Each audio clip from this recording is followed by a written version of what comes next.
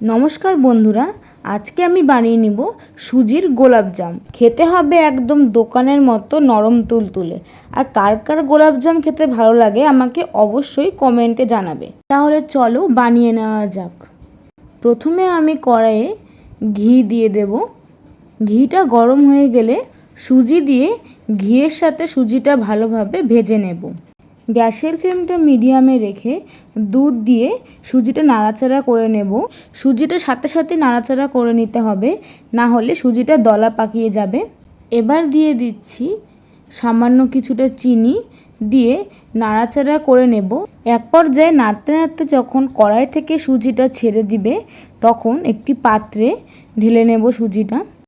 সুজি ঠান্ডা হয়ে গেলে দিয়ে দিব গুঁড়ো দুধ, দিয়ে ভালো করে মেখে নেব যাতে সুজির মধ্যে কোনো দলাভাব না থাকে।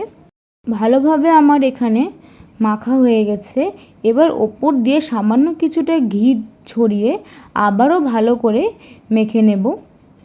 প্রায় 4 থেকে 5 মিনিট ভালো করে মেখে নিয়ে একটা মোলায়েম ডো তৈরি করে নিয়েছি। এবার ডোটা 2 ভাগে ভাগ করে নেব।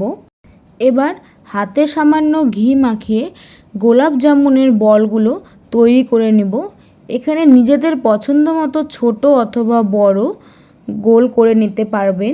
দোকানের মতো সুন্দর সুন্দর গোলাপ জামুনের রহস্য কিন্তু এখানেই লুকিয়ে আছে। অর্থাৎ এখানে আমরা গোলটা যত ভালোভাবে তৈরি করব গোলাপ জামুন ততই ভালো হবে।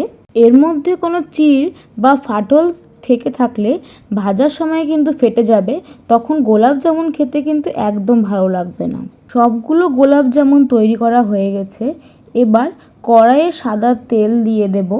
তেলটা ভালোভাবে গরম হয়ে গেলে বলগুলো আস্তে আস্তে তেলে ছেড়ে দেব। গ্যাসের ফ্লেমটা এখানে মিডিয়াম টু লো রাখতে হবে। অনবরত নাড়াচাড়া করে গোলাপ জামুনগুলো ভাজতে হবে যাতে সব দিকেই সমানভাবে ভাজা হয়। এদিকে আমি শিরা তৈরি করে নেব। তার জন্য 1 কাপ চিনি ও 3 কাপ জল দিয়ে ভালো করে ফুটিয়ে নেব। গোলাপ জামুনগুলো উল্টে পাল্টে ভালো করে ভাজা হয়ে গেছে আর বলগুলোর রঙটাও চেঞ্জ হয়ে গেছে। এখানে যদি কোনো চির বা ফাটল থেকে থাকে তাহলে ভাজার সময় ফেটে যাবে। এবার বলগুলো তুলে নেব। শিরাতে দিয়ে দেব 3 থেকে 4টা এলাচ ফাটিয়ে। শিরাটা ভালোভাবে ঠান্ডা করে গোলাপ জামুনগুলো রসের মধ্যে ডুবিয়ে 3 থেকে 4 ঘন্টা রেখে দেব। প্লেটে সার্ভ করার জন্য তৈরি হয়ে গেল আমাদের নরম তুলতুলে গোলাপ জামুন। এবার দেখে নেওয়া যাক গোলাপ জামটা আমাদের কতটা নরম হয়েছে। দেখতেই পাচ্ছেন কতটা সফট হয়েছে আমাদের গোলাপ জাম। এইভাবে একবার অবশ্যই বাড়িতে বানিয়ে দেখবেন। আশা করছি ভিডিওটা আপনাদের ভালো লেগেছে। ভিডিওটা ভালো লেগে থাকলে অবশ্যই লাইক, কমেন্ট ও শেয়ার করে পাশে থাকবেন। দেখা হচ্ছে আবার নতুন একটি ভিডিওতে।